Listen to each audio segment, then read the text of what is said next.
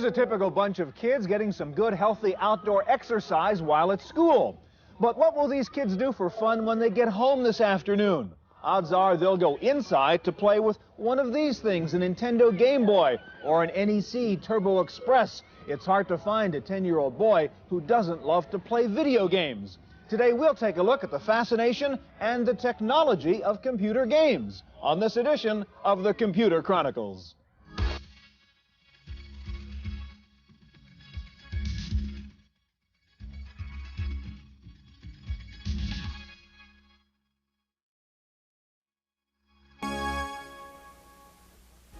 The Computer Chronicles is made possible in part by the Software Publishers Association, which reminds you it's a federal offense to copy software. The SPA provides information on how to stay software legal. Funding is also provided by PC Connection and Mac Connection, and by Byte Magazine and Bix.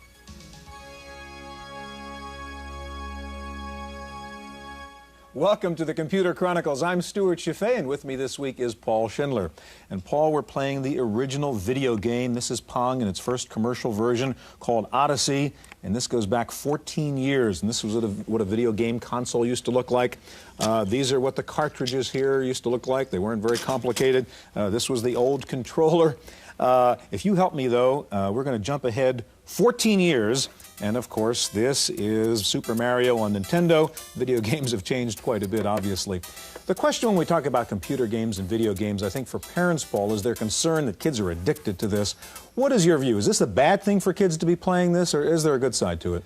I think there's a little of both, Stuart. I think, like all good things, video games should be taken in moderation. I have a 9-year-old and a 6-year-old, and I strictly limit their daily game playing time. Now, we don't happen to have a video game system, so they play games on the PC and on the Macintosh. That happens to be my preference because I think it builds familiarity with the way the system operates and with the keyboard.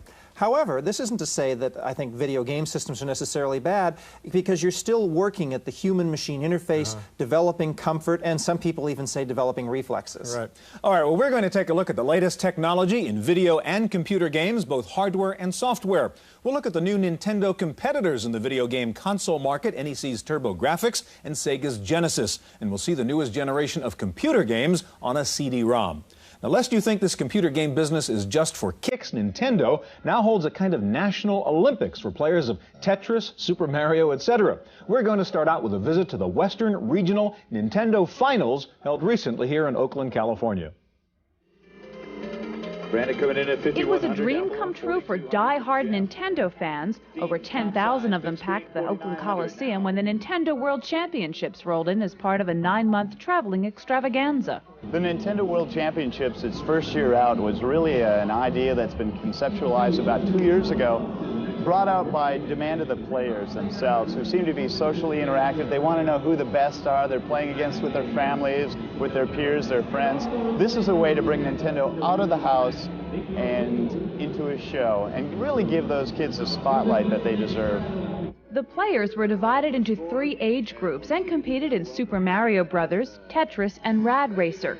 The winner with the highest combined score earned a spot in the finals in Hollywood and perhaps a shot at electronic stardom. The 3-day event also featured a power walk that highlighted brand new Nintendo games not yet on the market.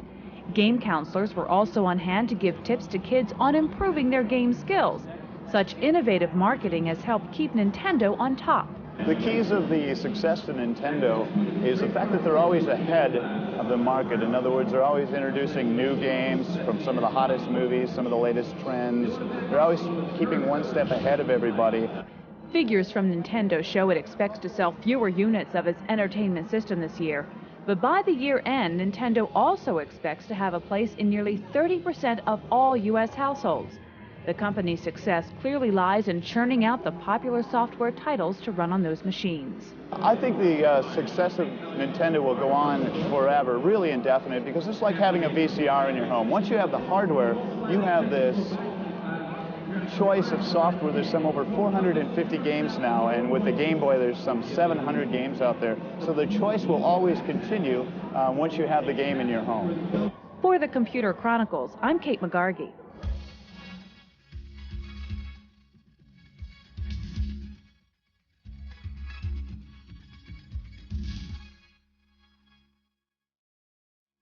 Computer games can be educational, and one good example is the newest game from Maxis called Sim Earth. And here to demonstrate the game is designer Fred Haslam.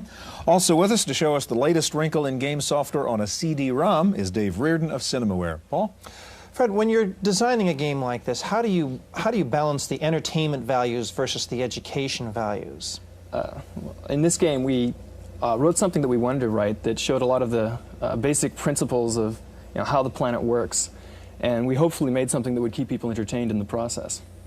All right, give us a look at Sim Earth here. Many viewers are familiar with Sim City, and I take it this is sort of the next evolution, if you will, from there.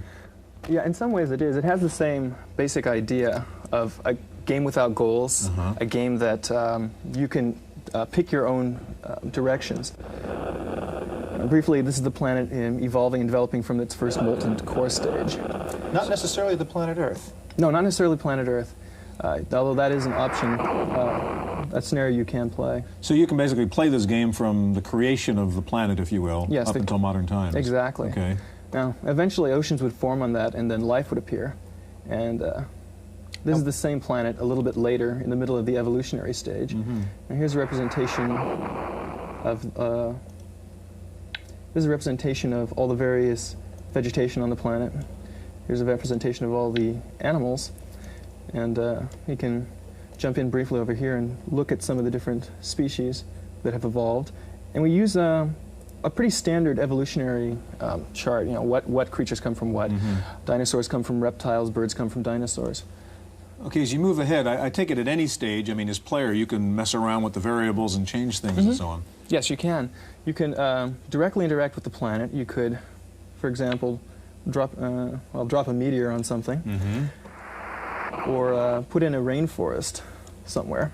Yeah, I take it you deal with some of the current environmental issues here? Yes, we do. Some of them, not all of them. So when you put in a rainforest, then the planet itself and the life interact with that, and it either grows or shrinks depending on what would actually happen under those circumstances. That's right. To look over here and find where the cities are located. Oh, there they are. And on this demonstration planet, it turns out people weren't the winners, is that right? Yes, that's right. The reptiles became intelligent on this one.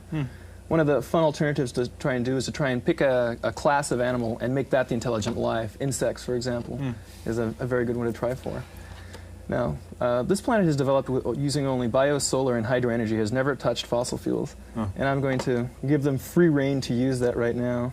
And show you. And guess what'll happen? And show you kind of what happens to the planet. So we're ticking off geologic time here now on a planet that just started using fossil fuels. Right. Actually, we're up to the point where we're going in tenths of years. And you can see the atmospheric temperature. And as you watch, it'll slowly increase. And this will have a dramatic effect on the vegetation. The yellow is desert. Yeah, a little greenhouse, a little desert. Yes, and the desert will start to grow. As I said, games can be educational. Huh? We want to turn over to David now and take a look at your newest thing from Cinemaware and explain what the hardware is so we know what we're looking at. Well, we're looking at a standard PC with a CD-ROM drive attached to it. Now, this can either be a standalone CD-ROM drive or in some of the new computers that actually include the drive. Okay, let's take a look at the game you're going to show us here. Okay, the first thing we're going to see here is the title screen. This is Defender of the Crown. This is our Robin Hood story. Right. Cinemaware basically takes our favorite movies and makes interactive versions out of them. In this particular one, you're trying to become the King of England. Okay. Now, the thing that you'll see first is, and hear first really, is that this is a full orchestral score coming off of the CD-ROM. We went back and actually orchestrated the whole thing for this version, and the music is quite spectacular. I'll just click through this quickly now. Now, you get to choose to be one of these 4 knights, if I can get the mouse up here. And then he will respond. Sword and lance shall bring the Norman dogs to heel.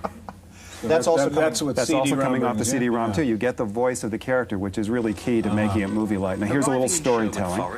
You were greeted by your old friend Robin of Locksley. Many years have passed since you served with Robin and So there's our friend Robin, and he will come to our aid 3 times in our search to become the king. Now you can form alliances and you can attack other castles and so on. What about the action part here? Well, we're going to get to that right here. Guys? Sure. Okay. Now here's the map of England. You see the existing castles. You also see your resources. And then I'm going to have some options here. Now you can see I can hold a tournament, go raiding, and so on. So I think the first thing I'll do is I'll gather everybody and hold a tournament here. So Are you picking up some of the video from the CD-ROM as well? Well, all the computer code is on the CD-ROM, that's see. correct. Yeah, so we have better animations like this. And then you'll see the trumpeteers come in here with a big fanfare. And I'm just going to click through this so that we can get to the thing. Now here we are, Wolfric is a decent jouster. And we're going to pick an opponent. The tournament begins. Again, the animation is a lot better than we can do because we just have more space on the disc. I'm going to pick Edmund here, and we're jousting for land instead of, or for fame rather than instead of land. And now you're going to see the movie shot of him riding out. This is us. A little establishing shot. Yeah, a little establishing shot. And then we're going to cut to the player's point of view on the horse for the actual joust. Now, see, I have control of the lance here. That's your mouse movement. That's my mouse movement, and he's. Oh, I think he got me. I think it does look like you missed him. I'm toast. Yeah. And then you'll hear a little audio feedback here about how you did. Thus ends your day in the lists of Ashby. You were not champion, but your deeds will be remembered. Leaving for home, you vow to bring glory to your name. That's great. So that's Defender of the Crown CD-ROM version. That's correct. All right. Well, there's no question that kids are fascinated by video games and computer games, but why? Well, we went to a video game arcade to find out. The road to success is a bumpy ride fraught with complicated twists and turns. But ask any of the kids here why they play, and the answer they give is simple. It's pretty fun. It's kind of hard, though. I just like playing it in school. It's fun, like, because you're like playing basketball and you can punch each other and everything. This video game arcade in Mountain View, California is typical of those scattered around the country. Children pile in shortly after noon on weekends to match wits with an electronic bad guy. For about 75 cents, they shoot, punch, and hammer their way to victory. The store manager says it's a way for the youngsters to unwind. The adult goes out, he socializes, he relaxes with his friends. When they come here after school, relieves tension, and they're able to have fun. The child needs a place to vent frustration. And it's better to vent the frustration playing one of these games than to go out and vent the frustration on a pier and end up maybe in trouble with the local authorities. And that we don't want. This arcade boasts about 60 game consoles, and it rakes in over 2,000 tokens every week. That's 25 cents per token, but not all of that money comes from the kids. The kids come here and they can do practically anything, and I'm a grown man and I can't do this. And it frustrates me, but it's a lot of fun, you know. The arcade occasionally uses gimmicks like a birthday or retirement party to pull in customers. But what could be the real reason they come to play video games at an arcade? I'm kind of bored of my Nintendo. For the Computer Chronicles, I'm Kate McGargy.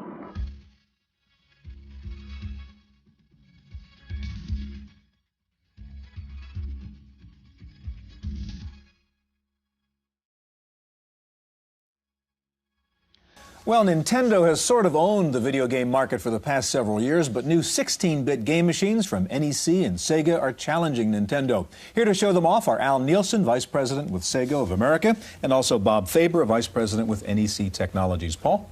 Al, help us understand the differentiation between these game systems and the same games played on PCs. What are the relative advantages of playing a game on a game system? Well, the important thing is that the game systems really are optimized. We've built the graphic chips to really work well with games in terms of moving objects quickly around on the screen, really increasing the resolution of what you can do, the mixing of colors, really putting them all together on a more optimized basis. So you're throwing all the processing power into doing one particular task. All right, speaking of which, you've got a couple games up there on your Genesis machine, and I guess what our viewers are interested in is how this is really better than what they've seen before. So if you can sort of focus on that as you run through a couple of games. Well, the first game I have here is Michael Jackson's Moonwalker, which was actually designed by Michael himself.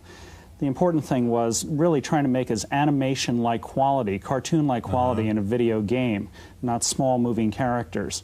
Show you what we've been able to do, and really, first of all, it's a new genre of video game, dance video games, or music video come to life.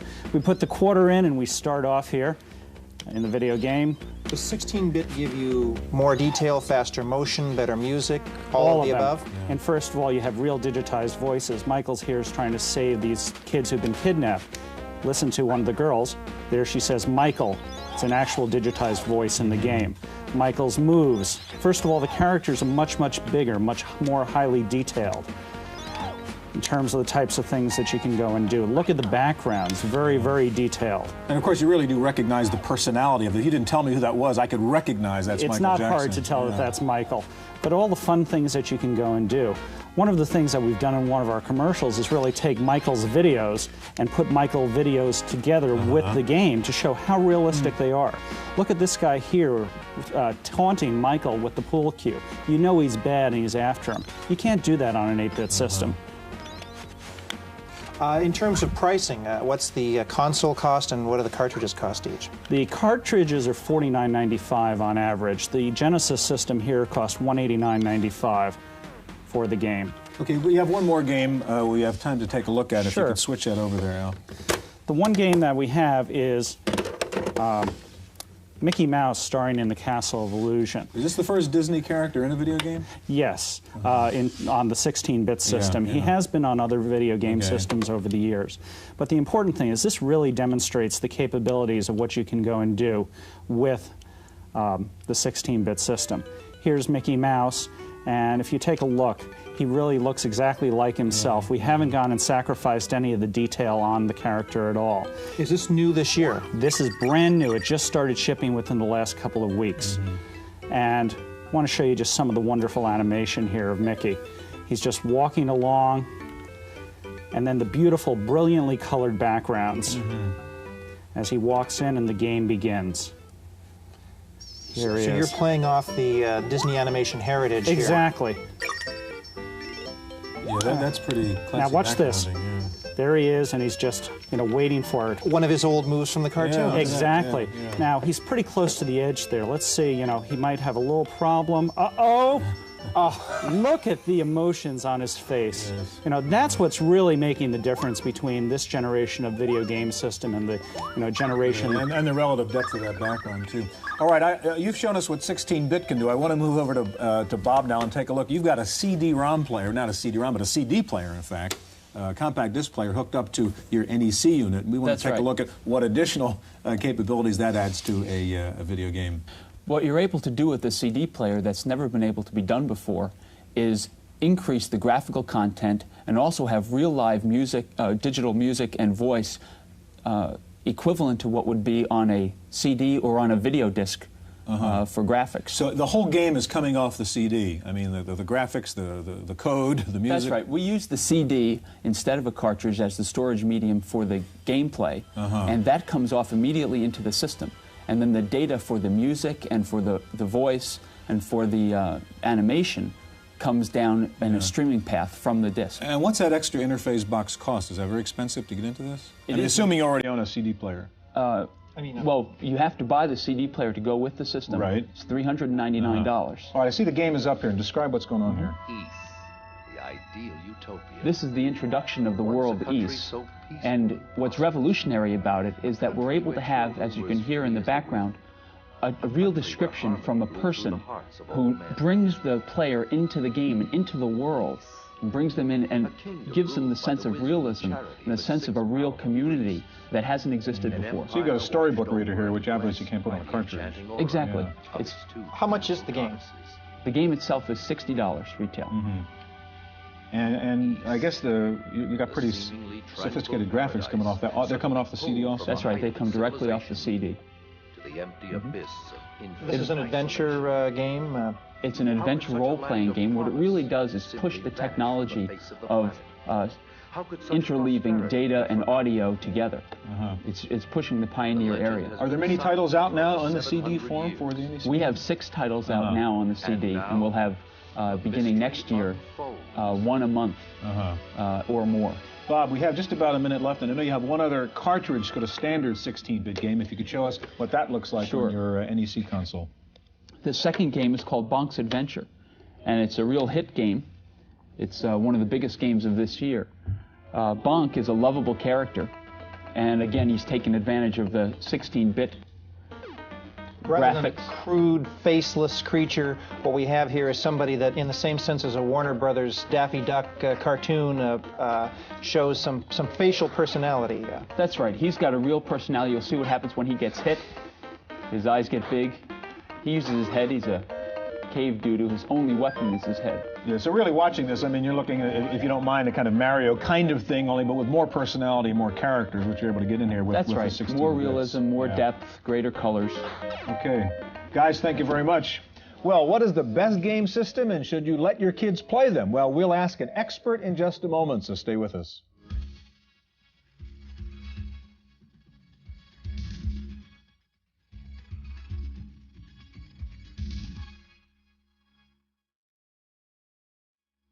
Joining us now is Russell De Maria, video game analyst and expert and author, as we can see, of 4 books on video games. Welcome. Paul?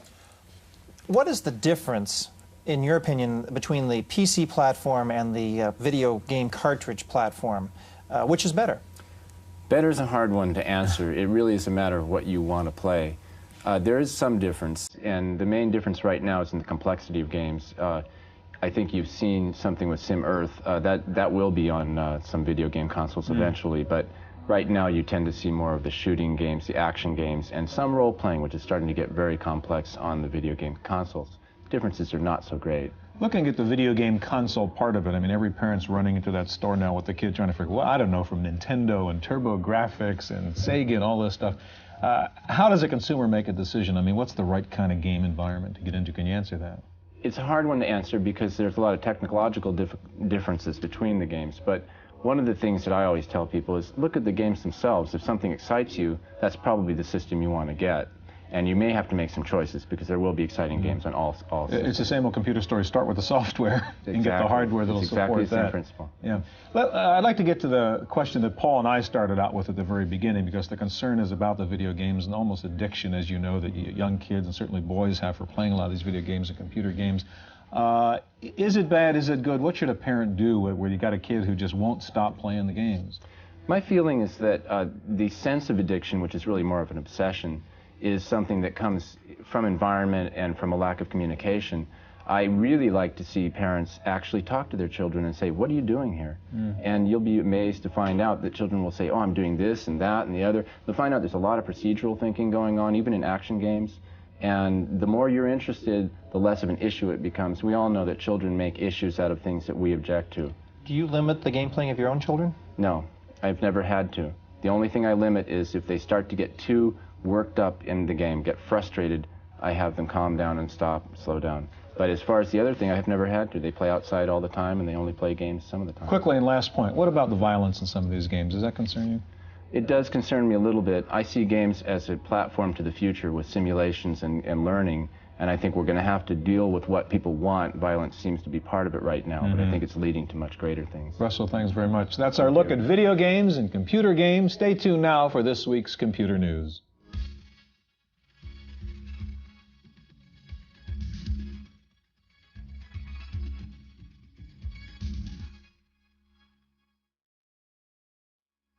In the random access file this week, rumors are flying that Apple Computer will introduce several laptops in 1991, including a 7-pound color system. The lightweight portable is to be based on Motorola's 68030 processor and will have 8-bit color video technology.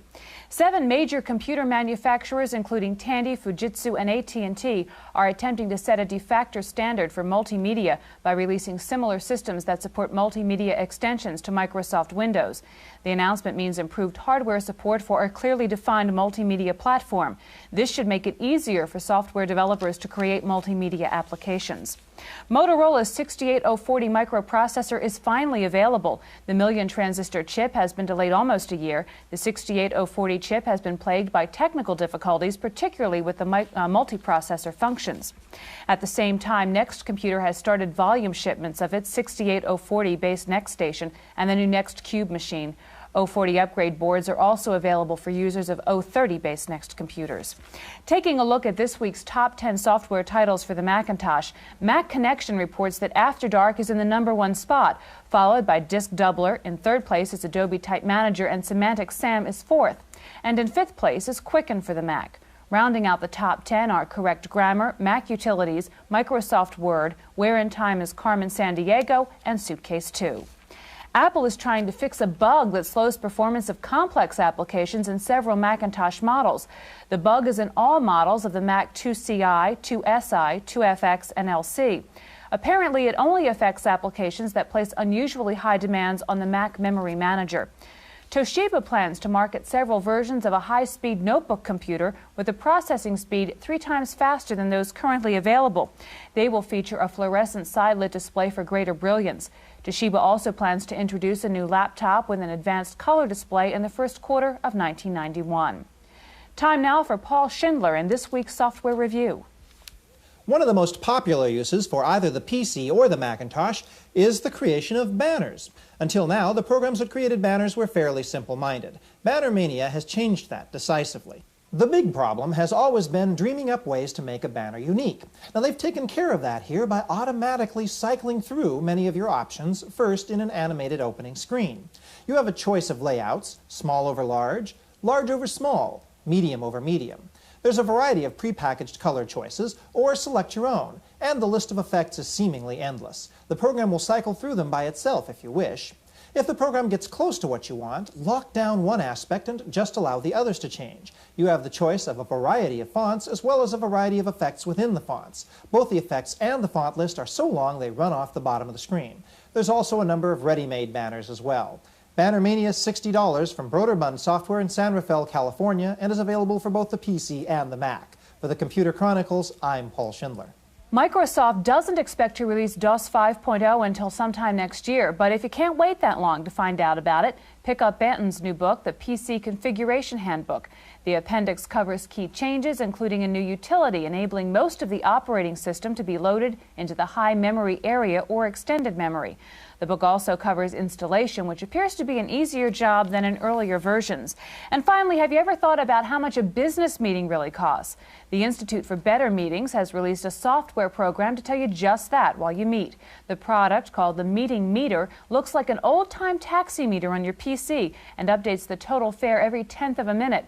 The fare is based on the meeting participant's actual or estimated salary. A budget can be preset, activating an alarm when the meeting has run out of money. And that's it for this week's Computer Chronicles. I'm Kate McGarkey. The Computer Chronicles is made possible in part by the Software Publishers Association, which reminds you it's a federal offense to copy software. The SBA provides information on how to stay software legal. Funding is also provided by PC Connection and Mac Connection, and by Byte Magazine and Bix. For a transcript of this week's Computer Chronicles, send $4 to PTV Publications, Post Office Box 701, Kent, Ohio 44240. Please indicate program date.